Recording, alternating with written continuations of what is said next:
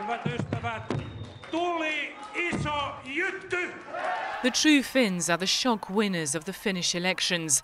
Their party leader is a Eurosceptic and doesn't see why Finland should rescue what he calls Europe's squanderers.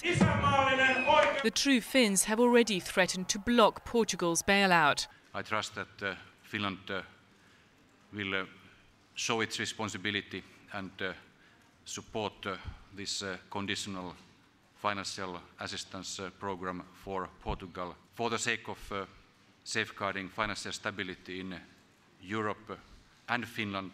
Portugal is the third Eurozone country being bailed out. The package by the EU and the IMF is estimated at 85 billion euros. Portugal says it needs the lifeline by early June, but the Finns could well put delays in the way.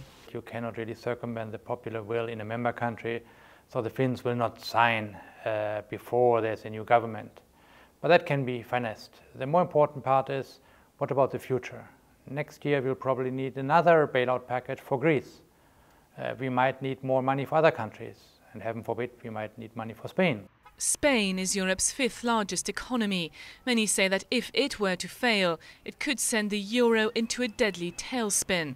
But its government insists that it's done its homework and will stay afloat. Spain did use the time it had, starting from a fairly similar situation in Portugal, to make some of those structural changes. Has a decent education system, has got some good, strong companies which export globally. Meanwhile, Greece is barely keeping its head above water, despite a bailout of 110 billion euros and sweeping government reforms.